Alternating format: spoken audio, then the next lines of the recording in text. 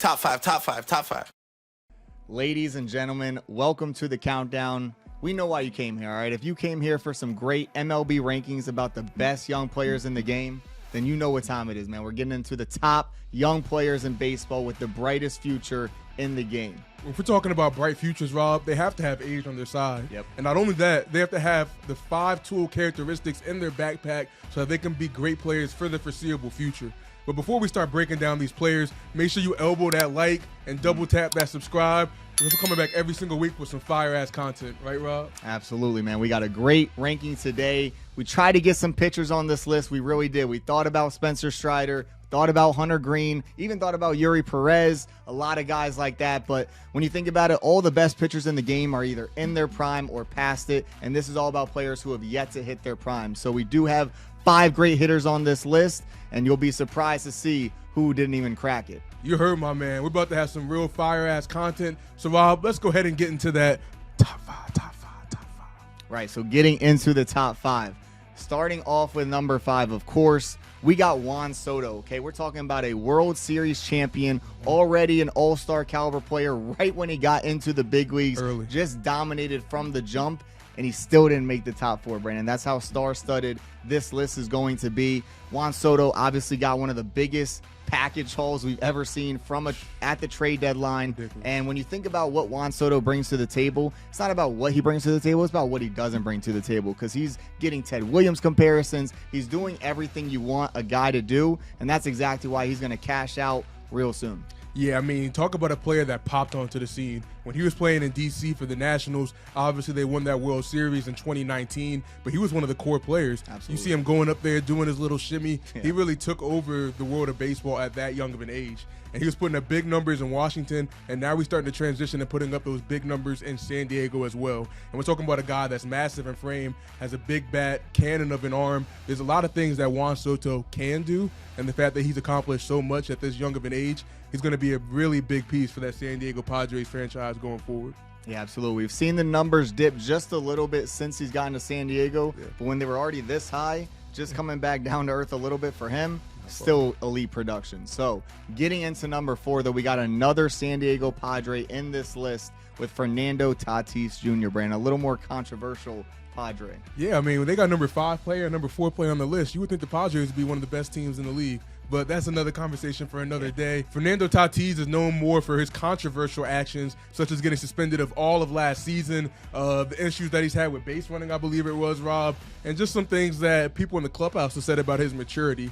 And that's not something you want to hear from somebody on this list. But there's one thing that cannot be questioned, is his pure inevitable talent. I mean, the guy can hit almost 40 home runs, can knock in 100 RBIs, steal 40 bases, and get 120 plus runs if he really wants to. Especially in a lineup that's that stacked, there's really nothing that he can't accomplish, and there's really nothing the Padres can't accomplish with the number 5 and number 4 player on this list. Yeah, Brandon, I mean, this guy's a stud. I take a lot of pride in correctly predicting a lot of big sports things like the Super Bowl champion or the next star player in the big 3 sports. And, you know, I've had some success with saying Patrick Mahomes would be great before he even took a snap, saying Giannis Antetokounmpo would be a future MVP when he was averaging like 10 points a game. You want it. And Fernando Tatis was my guy in baseball. I said he was going to be the next big thing in baseball in the midst of his Rookie of the Year campaign, where he only played the second half of the season.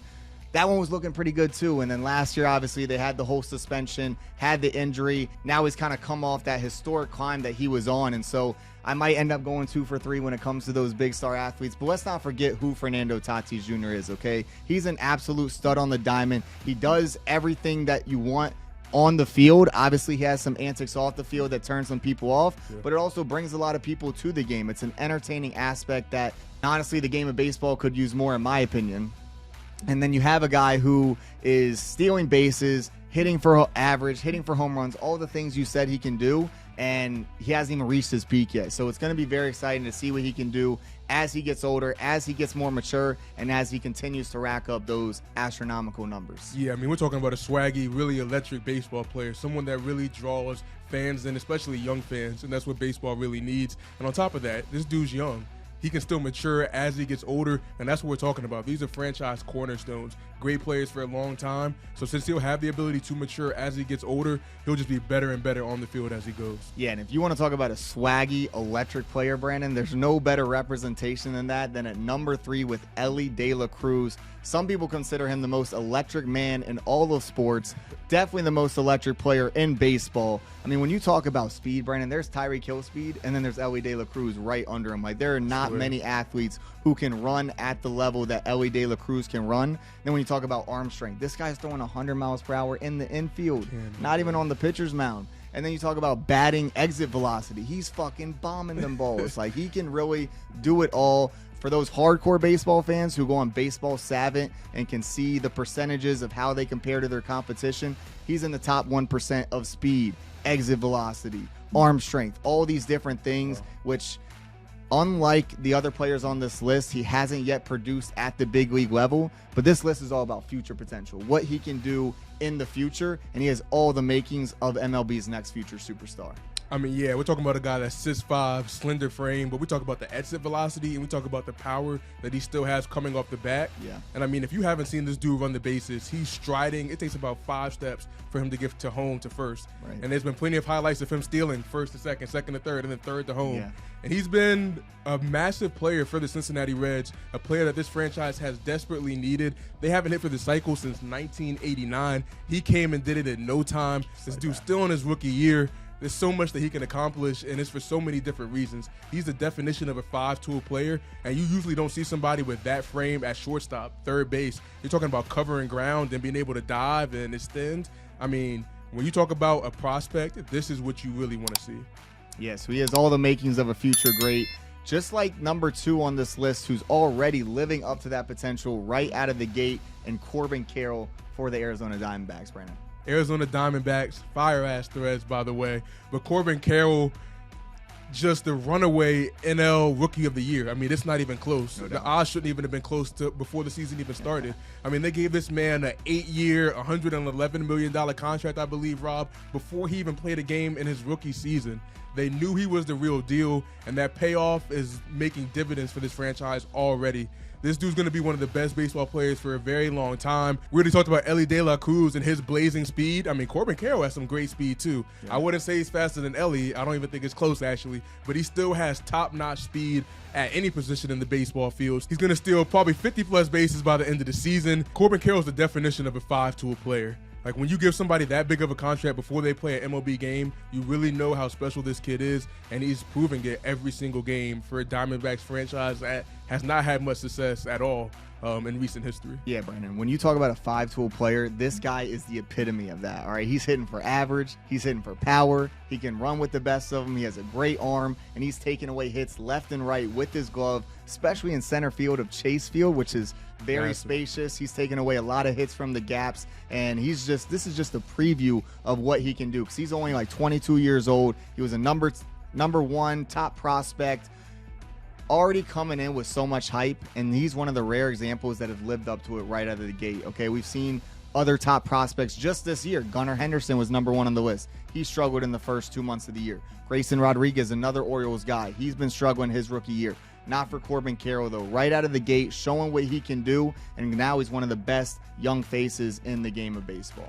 Looking like a clear phenom, Rob. Absolutely. But he couldn't top this guy at number 1. Of course, we're talking about the Hall of Famer's son, Vladimir Guerrero Jr. Not many people have accomplished what Vlad Jr. has accomplished at this age, still under 25, yet to hit his prime. We're talking about a home run derby champ. We're talking about an MVP runner-up. We're talking about the face of a competitive team. And with him being the culprit, him being the driving force of the Toronto Blue Jays, being this force in the American League East, clearly the best division in baseball, and it's because of who they have at first base in Vlad Jr. He made the transition from third. Now he's winning gold gloves here at first. So now that he's doing it with his glove, that was really the only thing that you could say negatively about Vlad Jr. And they put him at first base, which was a great decision because it limits his lack of mobility that was showing itself at third. But when he gets up to the plate, he's a home run threat every time he steps in the batter's box. He's a guy that you want to go see at the baseball game anytime he comes to the plate. talk about raw power and bat speed. That's something that he could only get from his dad. Yeah. I mean, like you said, Rob, the only worry about him was fielding. So what did the Blue Jays do? They move him from third to first like any smart franchise will do. Now he's out there doing splits, backhanding balls, ready to win an actual Gold Glove. So it's really just amazing to see his dedication to the game of baseball. And that's why it's so big that his father is who he is, because you can tell that character has made it into his son.